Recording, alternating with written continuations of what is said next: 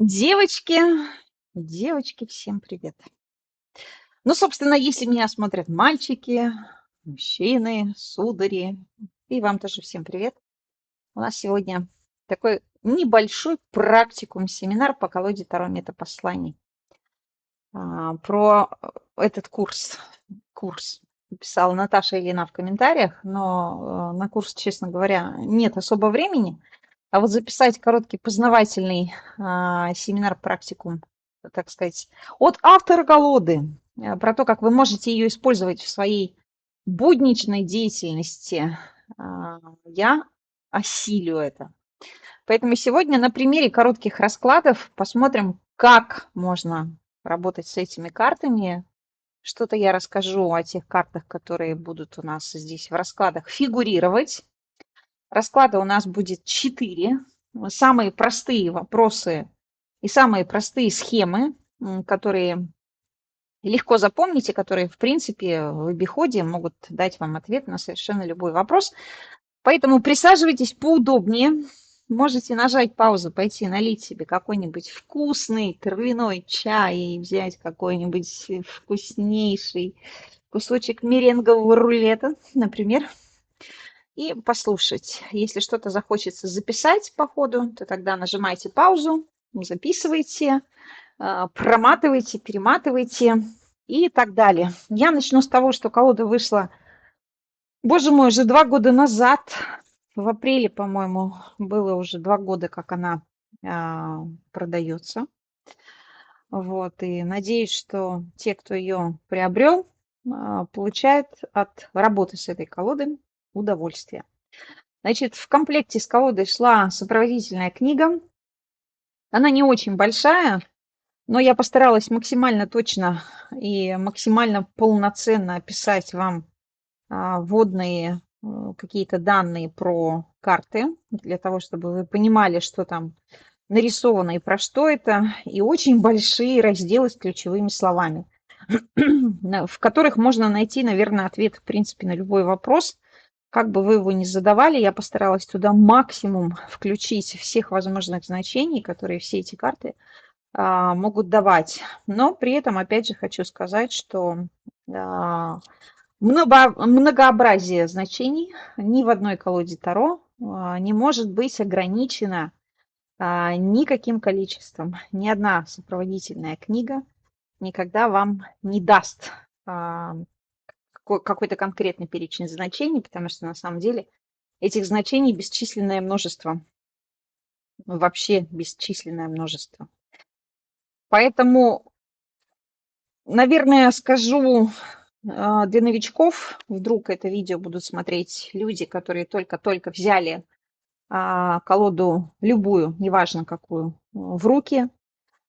Умение и навык чтения и работы с Таро зависит от объема вашего наглядно-образного аппарата и от умения чувствовать связи между картами. Потому что вы никогда не сможете просто выучить значения карт и с помощью этих выученных значений давать какие-то классные, скажем так, трактовки своим раскладам, потому что расклад читает не ваш рациональный мозг. Ваш рациональный мозг, он же ваш разум, ваша логика, это всего лишь механизм интерпретации. То есть, по сути, вы с помощью своего рационального мышления оборачиваете конкретные образы, которые видите, в слова и рассказываете их. А сам момент интерпретации, он зарождается внутри вас. То есть внутри вашего наглядно-образного аппарата, внутри вашего ассоциативного и пространственного мышления. Поэтому мастерство таролога заключается прежде всего в его образованности и в его умении, развитом навыке даже, я бы сказала, мыслить гибко и вообще видеть этот мир сквозь некий образ. Образ как метафора или образ как аллегория. Для тех, кто не знает, напомню, что меня зовут Вероника Никитенко. И мы с вами находимся на канале Центра Алхимия, поэтому давайте же поскорее начинать наш интересный путь. Я решила начать с такого простого расклада под названием «Что принесет мне счастье?». Вопрос к этому раскладу, собственно, сама колода мне подсказала, потому что я задала вопрос, на какую же тему сделать первый расклад, и у меня вышел чудесный туз кубков, поэтому вот я достала такие карты, смотрю на них и думаю, ого-гошечки, какая интересная у нас рождается история. Поэтому в этом раскладе мы сначала немножко поговорим про теорию этих карт, а потом, собственно, я вам расскажу, как именно их можно трактовать. Сразу для тех, кто хочет запомнить очень простую универсальную схему расклада, берите ручку, лист бумаги, записывайте схему, потому что он очень простой и классный. Этот расклад я взяла из курса «Аналитическое консультирование. Второй метод интеграции сценариев».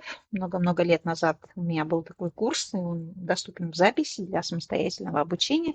И расклад этот называется «Аналитический». Он состоит всего из 5 карт, и все эти места, в которых расположены, в которых находится каждая карта, вы можете модифицировать совершенно под любой вопрос и запрос, который вас интересует. Хотите ли вы смотреть будущее, или хотите ли вы узнать, что к вам испытывает какой-то конкретный человек, или какие планы вам перед собой ставить. В общем, все что угодно, любой совершенно каприз ваш с помощью этого расклада можно воплотить и реализовать в жизни. У нас здесь 5 позиций.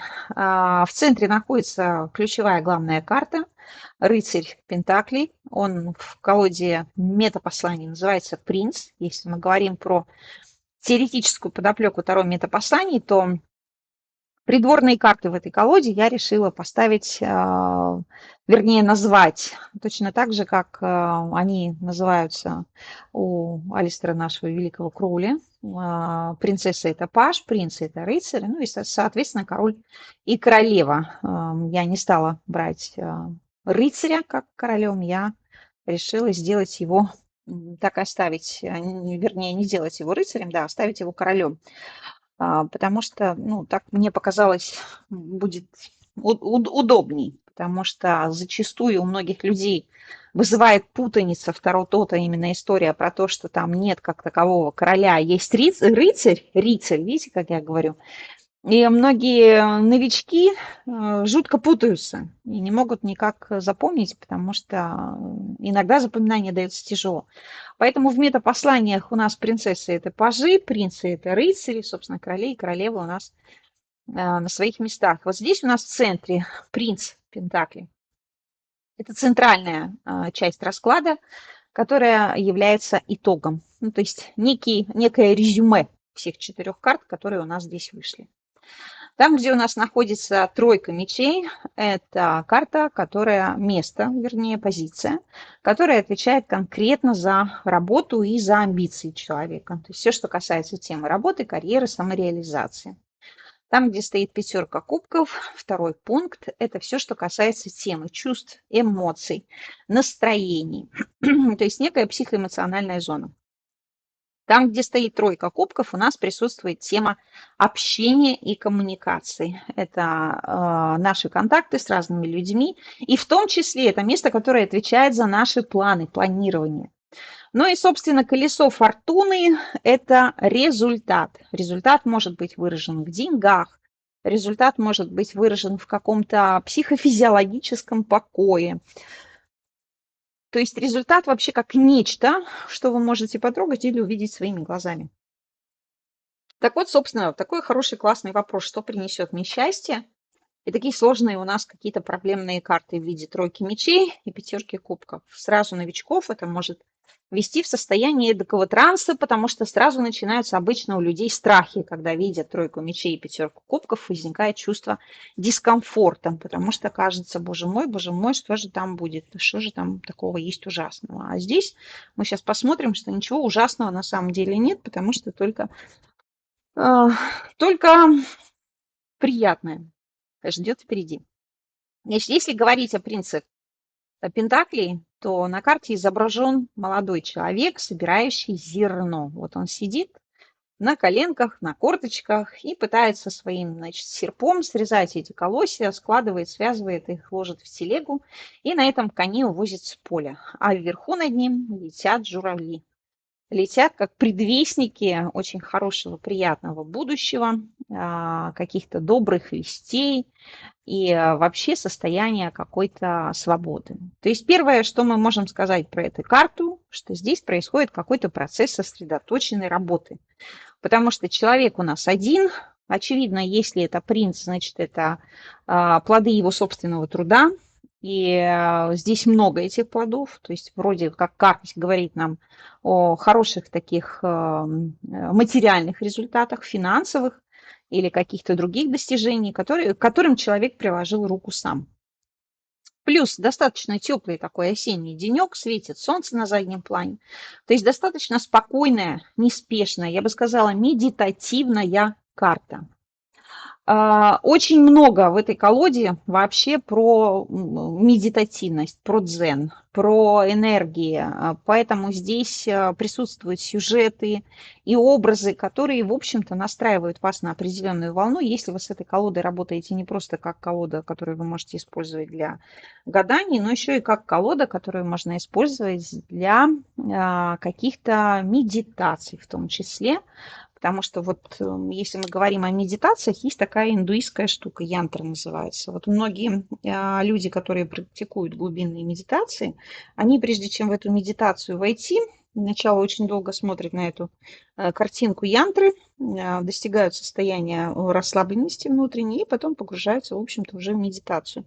Вот в контексте этой колоды можно делать то же самое, но не с точки зрения даже медитации, а с точки зрения погружения в атмосферу аркана, для того, чтобы почувствовать там и взять оттуда для себя какую-то энергетику, энергию покоя, или наоборот, если вы переживаете или проживаете какое-то неприятное состояние, попробовать разобраться с этим состоянием, какие-то найти для себя внутренние подсказки и так далее. То есть Таро не ограничено гаданиями. Но это сейчас маленькое допущение.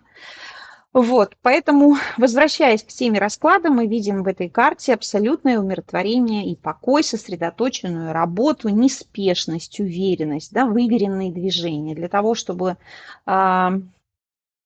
работать с этим серпом, требуются навыки. Во-первых, навык держать этот серп, во-вторых, он должен быть, естественно, острый, то есть это вроде как отсылает нас к теме остроты ума человека.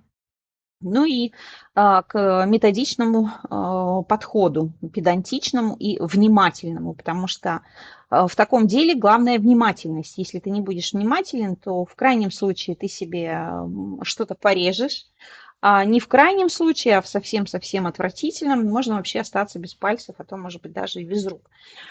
Поэтому здесь карта, которая рассказывает нам вообще, что принесет человеку счастье. Мы говорим, конечно же, что человеку принесет счастье какое-то дело, какая-то работа и самое важное, какой-то результат от этой работы, который он получает. То есть чем больше человек будет вкладывать усилий в какую-то деятельность, тем, соответственно, на выхлопе будет больше результат. И глобальнее будет для него результат, потому что на заднем плане эти журавли, они символизируют для нас благоприятные и хорошие новости.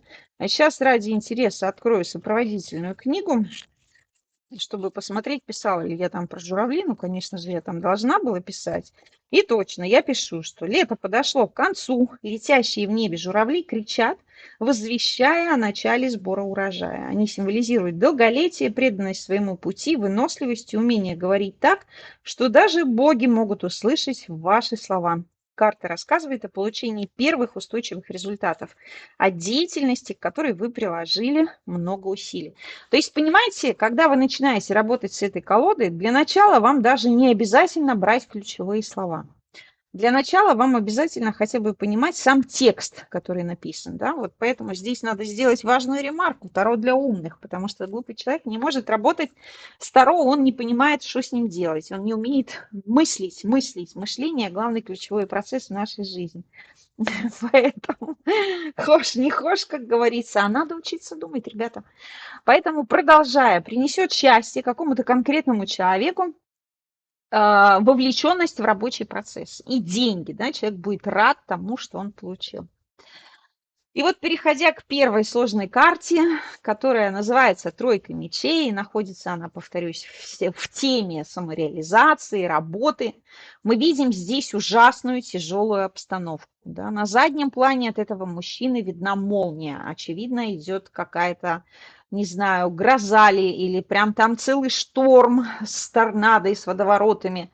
Но при этом человек сидит в состоянии такого вот в позе лотоса, меч у него проткнул его сердце, из сердца льется рекой кровь, в руках два других меча и состояние абсолютного покоя.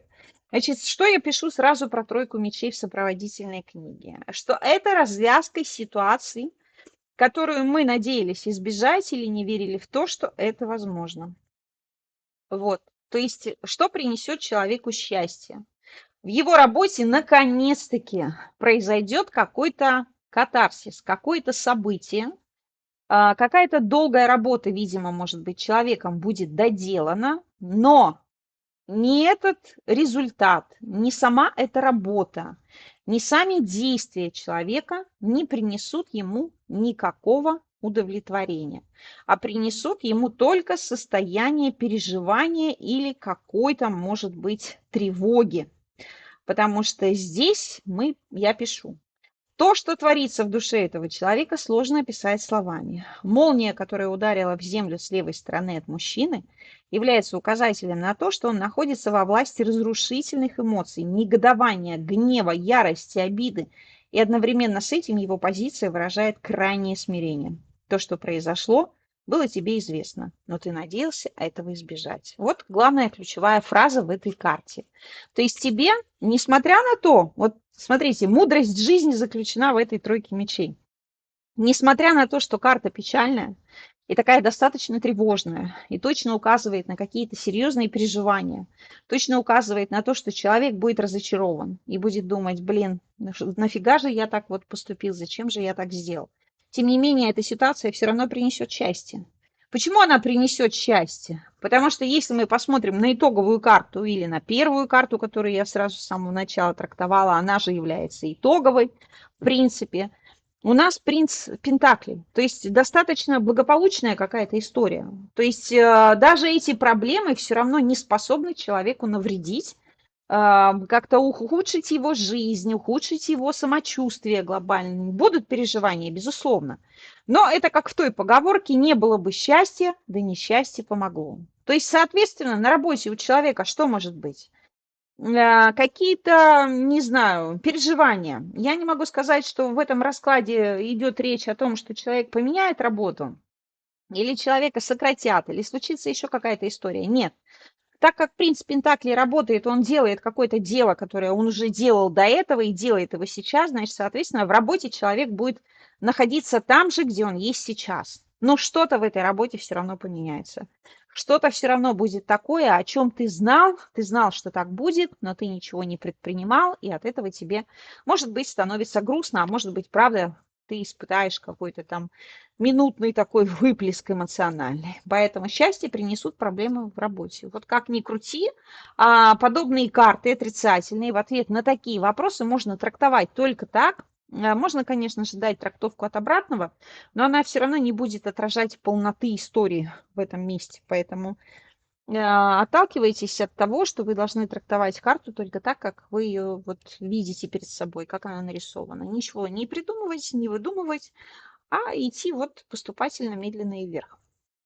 Значит, дальше, погружаясь в тему эмоций, у нас пятерка кубков, психоэмоциональная зона, наше настроение. Да? Смотрите, как у нас красиво разворачивается история. Значит, стройки мечей, где у нас вот фрустрация, есть такое слово, неудовлетворенность глобальная, да, переживание. Мы попадаем в такую эмоциональную яму в виде пятерки кубков, в которой мы чувствуем и понимаем, что в нашей жизни мы сейчас, ну, по сути, остались беззащитны. Мы остались наедине с ситуацией такая, какая она есть, и мы в этой ситуации должны научиться жить. Мы должны научиться там адаптироваться, может быть, приспосабливаться, искать что-то еще для своего выживания, но при всем при этом не пытаться удержаться в том, что у нас сломалось, а построить для себя что-то новое. То есть здесь в этой пятерке кубков у нас какой закрыт сюжет?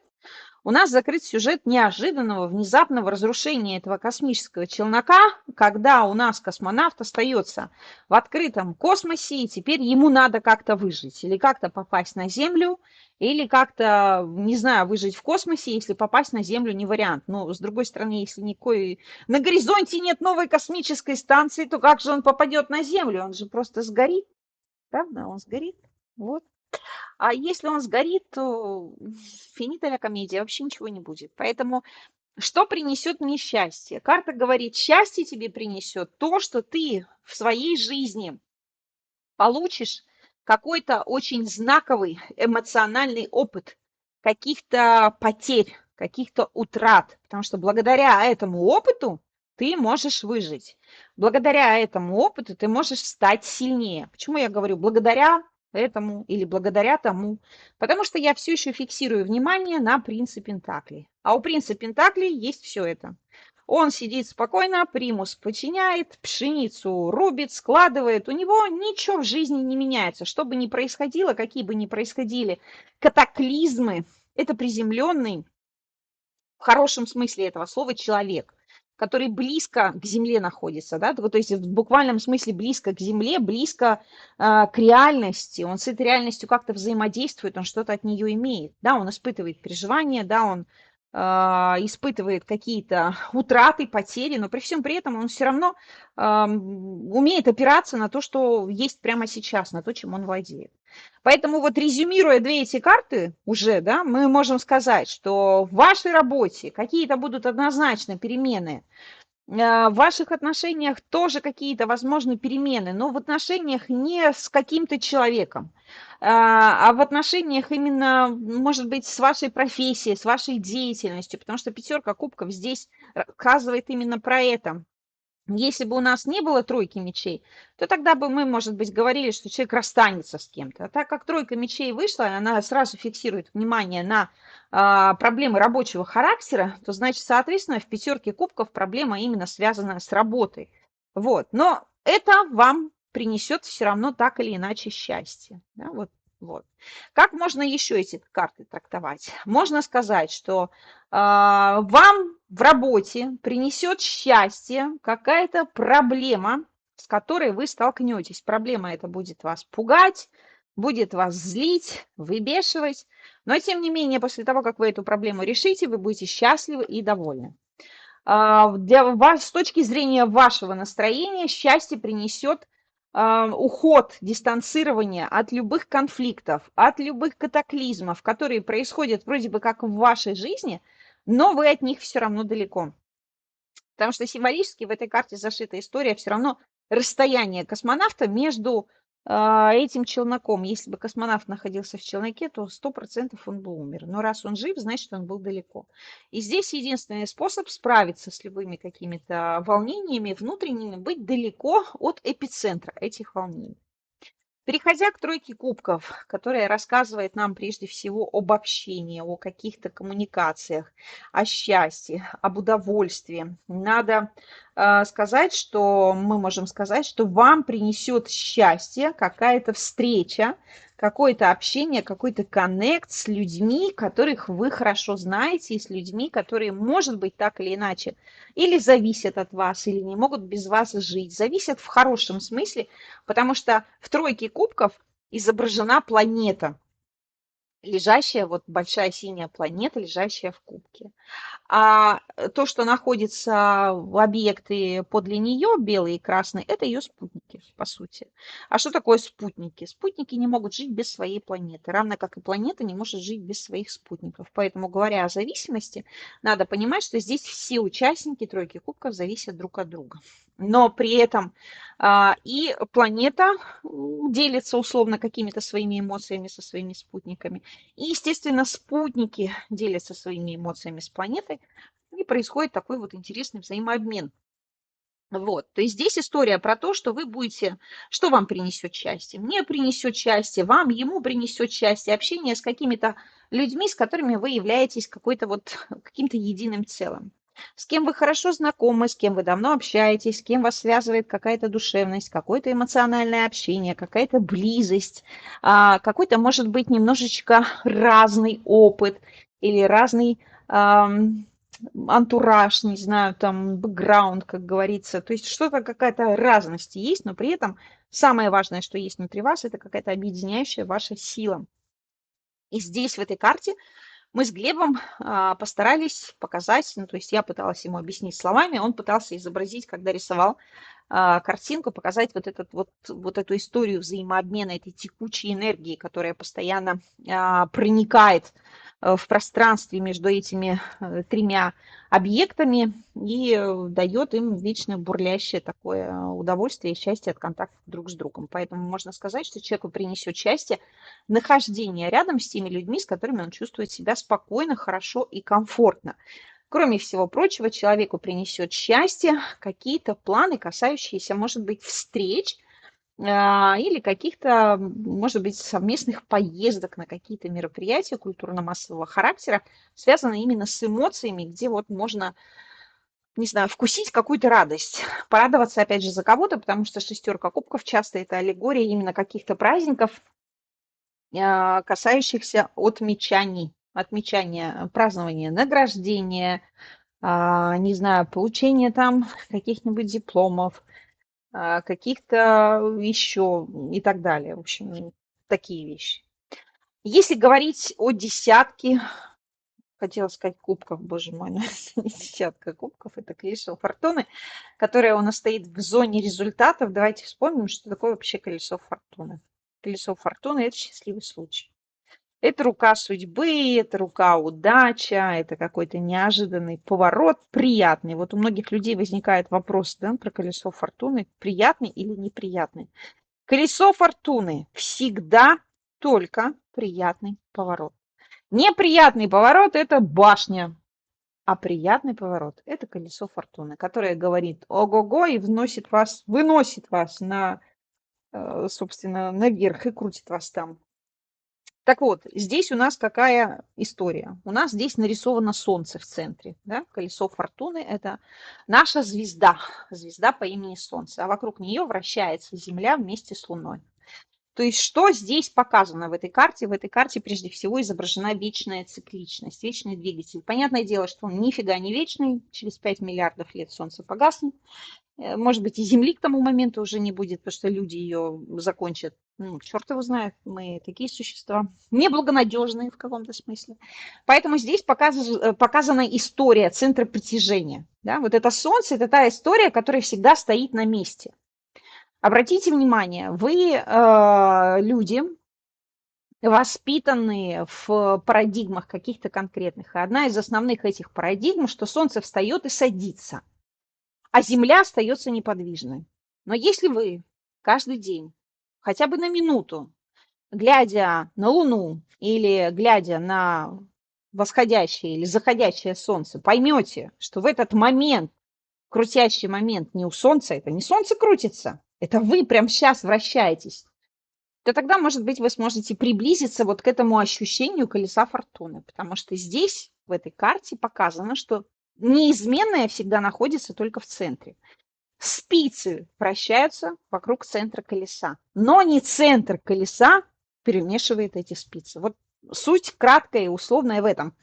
Поэтому так как эта карта вышла у нас в результате, мы можем сказать, что человеку принесет счастье какое-то неожиданное, судьбоносное, очень приятное какое-то вот какая-то ситуация, какой-то момент, получение денег здесь может быть.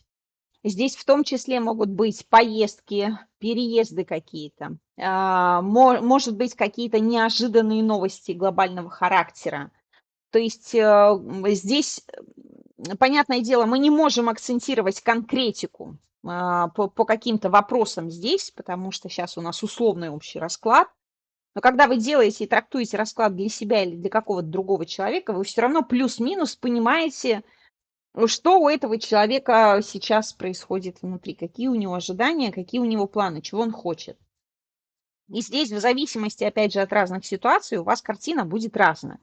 То есть для кого-то вы скажете, что вы наконец получите долгожданный миллиардов, да, купите лотерейный билет, выиграете в лотерею. Для кого-то вы здесь скажете, что вы наконец переедете в новый дом, вообще там, или в новую квартиру, или купите ее. Но тут не то, чтобы купите, здесь процесс уже переезда, перемещения.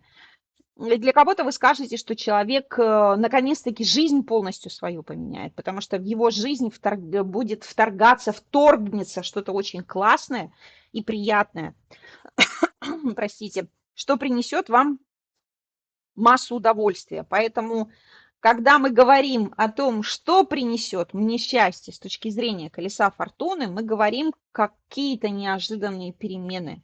Вторгнутся в вашу жизнь, они повлияют и на ваши деньги, и на ваши мироощущения, и на вашу жизнь в целом.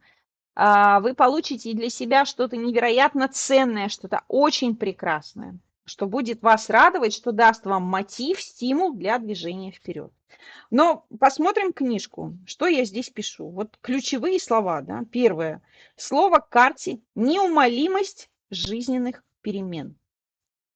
То есть вроде бы как это ключевое слово уже само по себе говорит о том, что жизнь не стоит на месте. Что принесет мне счастье? Тебе принесет счастье движение. Тебе принесет счастье какие-то вообще кардинальные перемены. Это вот все, что ты захочешь поменять. А что бы здесь я сказала, нужно поменять человеку? Глядя на тройку мечей, я бы точно сказала, пришло время менять работу. Или, по крайней мере, разобраться с тем, что вас не удовлетворяет в том месте, где вы сейчас находитесь, там, где что-то вас беспокоит, потому что это такая проблема, которую надо решать. И как только вы ее решите, соответственно, у вас в жизни очень многое поменяется. Поэтому резюмируем. Когда мы работаем с этой колодой или с какой-либо другой, мы должны обращать внимание на сюжетные картинки, да, на сюжеты, на образы. Вы должны обращать внимание на значение. Если это какая-то общепринятая, да даже к общепринятой колоде, куча у нее есть нюансов. Возьмите обычную колоду Райдер-Уэйта, и там куча есть деталей и нюансов, которые вы не прочитаете никогда и ни в одной книжке. Вообще абсолютно. Поэтому развиваем мышление, учимся мыслить, не думать, не обрабатывать информацию, не зазубривать, не запоминать, а учим разбираться. Резюмируем. Итак, перед нами почему три? У нас 5 карточек. Тройка мечей, пятерка кубков, колесо фортуны, принц пентаклей. Первая и главная ключевая карта – наша центр. Какие бы катаклизмы ни происходили вокруг нее, какие бы переживания ни происходили вокруг этой карты, это карта стабильности и покоя. Значит, она говорит, что счастье человеку принесет работа. Да? Работа, сосредоточенное состояние, деньги, получение каких-то денег. Что принесет счастье? Тройка мечей говорит, какие-то переживания, какая-то, не знаю, негативное состояние, злость, гнев, обиды, где-то может быть злость на самого себя в контексте работы. Вот ты с этими эмоциями проживешь как-то, переосмыслишь, и у тебя в жизни все поменяется. Ты сделаешь что-то по-другому. Что принесет человеку счастье? Принесет нахождение на дистанции от чего-то разрушительного. То есть, глядя на эту карту, можно еще сказать, что постарайтесь вообще в принципе, не то чтобы в течение какого-то времени, а вообще в принципе не приближаться к людям, которые вот выходят из себя. Вам не нужны эти эмоции, но и вообще сам по себе смысл скафандра и смысл космоса здесь, глубинный метафорический смысл в том, что человек, к сожалению, беззащитен перед пространством, которое он не знает, не понимает и для которого он не рожден. Поэтому, соответственно, с точки зрения эмоций, понятное дело, мы можем испытывать какие-то периодические там выплески, да, эмоциональные, обидеться на кого-то или расчувствоваться или что-то еще. Но человек не создан для страдания. Вот в этой пятерке кубков я хотела наглядно изобразить скоротечность страдания, необходимость скоротечности, необходимость быстро выходить оттуда. Посмотрел, поплакал 5 минут или там погрустил и пошел дальше. Все, фиксируй внимание только на том, что ты делаешь. Вот почему здесь еще и принц Пентакли у нас стоит, чтобы фиксировать внимание на том, что ты делаешь, а не погружаться в эти бесконечные драмы и не искать для себя драм, потому что жизнь одна, простите, и она очень быстро заканчивается. Поэтому здесь расклад говорит именно о том, что будь осторожен, блюди свое внутреннее пространство, не приближайся, и это принесет тебе неизбежно счастье. Да? То же самое тройка мечей, опять же, если посмотреть на нее еще с одной стороны, и увидеть, как он находится над поверхностью, он в воздухе сидит, он парит в воздухе. То есть это человек, который умеет чувствовать пространство. И не всегда эти проблемы и предпосылки, которые там какие-то у него в голове происходят, касаются лично его. Иногда бывает такое, что человек просто очень больно ранится от всего происходящего вокруг него. Но при этом, конечно же, все равно здесь будет так будет, но не хотел в это верить. Ну, то есть заведомо выбрал или сделал что-то такое, что ну, было неправильно, потому что не подходило человеку. Вот. И тройка кубков, колесо фортуны, принц Пентакли вознаграждают так или иначе этого прекрасного человека своими хорошими энергиями, своими хорошими эмоциями. Они обещают ему удовлетворенность, счастье, покой, умиротворение и прекрасное состояние. Поэтому прямо берем и записываем. Вдруг для кого-то это тоже актуально. Что принесет вам счастье? Счастье вам принесет методичная, спокойная, уравновешенная деятельность. Неважно какая. Пойдете ли вы мыть посуду, или перебирать вещи на полке, или пойдете ли вы покрасить забор, или посадить цветы, или сделать что-то еще. Вот эта деятельность принесет вам счастье. Счастье вам принесут какие-то неожиданные события, перемены, движняк, да, когда у нас в зоне результата стоит колесо фортуны, это история про активность, про движение. Счастье будет приносить движение. Больше гуляйте, больше развлекайтесь, больше наслаждайтесь. Что принесет вам счастье? Отсутствие рядом в близкой досягаемости людей, которые разбалансируют ваше внутреннее пространство, то есть лишают вас покоя. Лишают вас покоя. Этих людей рядом быть не должно, они лишние, беспомощные, бесполезные. Что принесет вам счастье? Общение с близкими людьми по тройке кубков, кого любите вы и кто любит вас. Потому что с такими людьми, с которыми есть взаимопонимание и умение делиться разными историями, рождается какое-то счастье. Вот такая у нас получилась короткая история для первого занятия, ребята. Я вам всем желаю хорошего настроения. Пока-пока и до следующей встречи.